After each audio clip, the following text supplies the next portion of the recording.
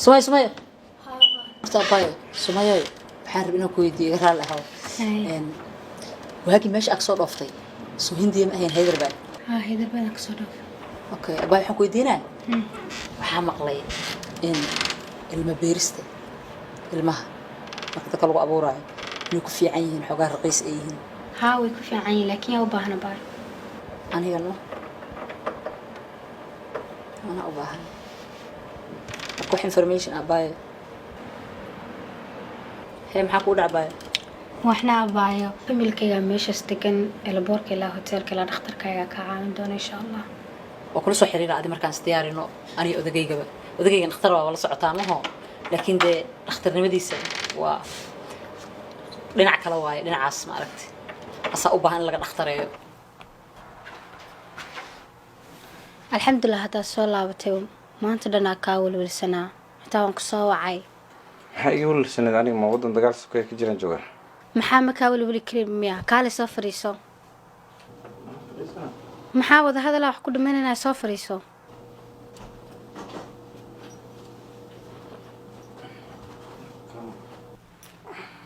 maxaa san iskaga dhigaysaa maxaa dhacay saan sawligii ma ahaan jirin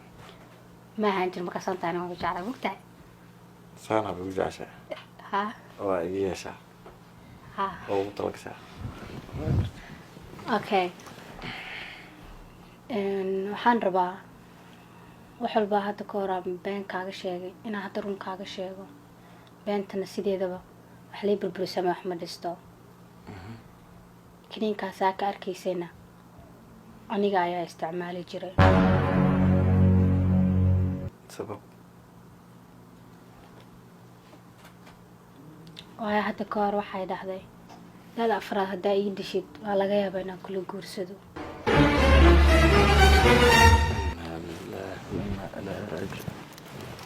marka ma wixii aniga aan kaftanka kugu dhahay asiirias u qaadatay adiga soo imaada dhihin aniga waa kaftamayn waa baashaaleyni guurka waa calaf ilaaha keeno sida adi aan kuu calaf lahaa hadduu qof kale uu calaf ii yahay waa meesheeda waxaa aniga ugu talagala ma aha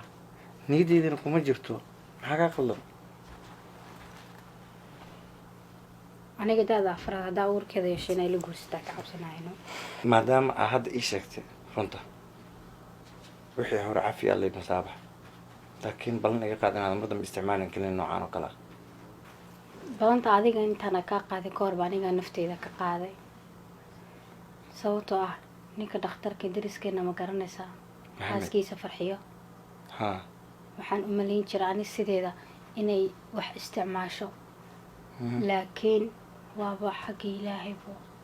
5 sano isqabaan waxna ma haystaan haddii kooyin isku soo abuurto baxaysa